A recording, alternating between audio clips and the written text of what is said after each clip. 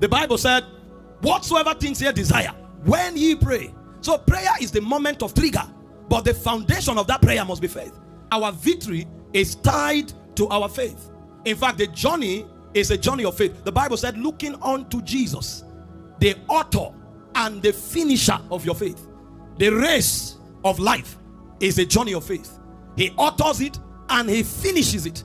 This is why Ephesians 2:8, the Bible tells us that our very salvation made available by grace is procured through faith. It says, for by grace are ye saved through faith.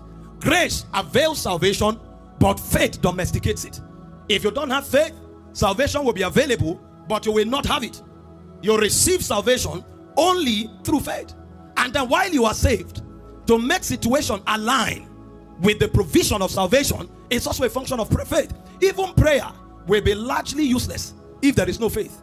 So you can't change things by prayer except that there is the faith element in that prayer. In Mark 11 verse 22, Jesus was speaking and he said, have the God kind of faith. And he said, if there is a mountain before you, verily, verily I say unto you, if you say to that mountain, be thou removed, be thou cast into the sea, and you do not doubt in your heart, he said, you shall have what you believe. Whatsoever thing ye desire, verse 24, which is my emphasis. The Bible said, whatsoever things ye desire, when ye pray. So prayer is the moment of trigger, but the foundation of that prayer must be faith. It said, when ye pray, believe that you receive it or receive them, then you shall have them. So if you pray and don't believe, you won't have. So you are not just saved through faith. Creating the change you require for a glorious life is a function of faith. And you don't just create change by faith. Living the absolute victorious life is a function of faith. In 1 John 5:4, it said, this is the victory that overcomes the world, even our faith. So I'm saved, I'm brought into the kingdom through faith.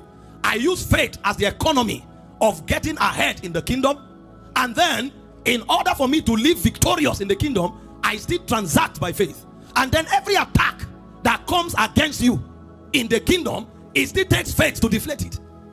In Ephesians 6:16, it said, above all, taking the shield of faith, wherewith you are able to quench the fiery darts of the enemy. You see why the Bible said we live by faith.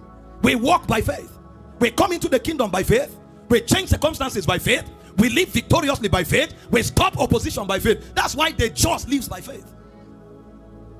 There is no other way.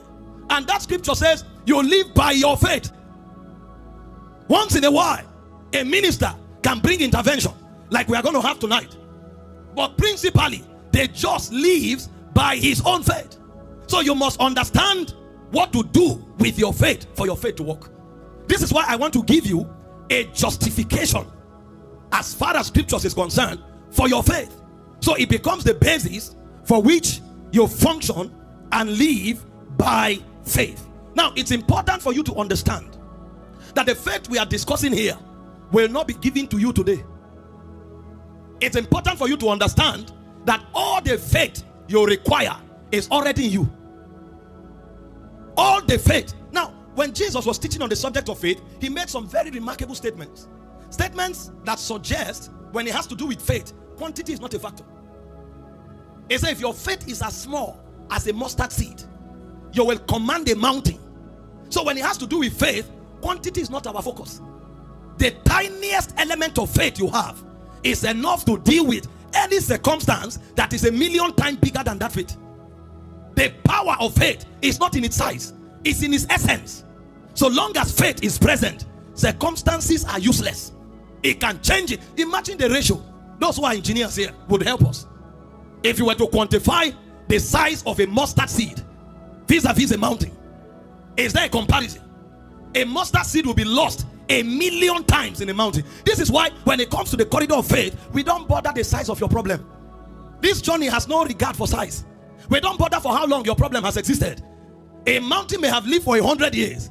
A mustard seed takes few years to grow and produce fruit. So timeline and size is not a factor. Because when you compare the age of a mountain to a mustard seed, a mountain is many, many years older. You can plant a mustard seed and in a few months, few years, you already have the fruit. You have the seed. But mountains have been there since you were born. So it doesn't matter how long the problem has been. And then if you compare the size, there's no comparison. A mountain is many times bigger than a mustard seed. So the issue of how big your problem is does not exist. So the focus is not your problem. The focus is your faith. The moment you get it right with faith, the problem will vanish. And this faith, you are not looking for it today. You already have it. I've shown you several times that it was at the point of salvation that faith was granted. Romans 12 verse 3. That was when every one of us received our faith. We received faith at the point of salvation.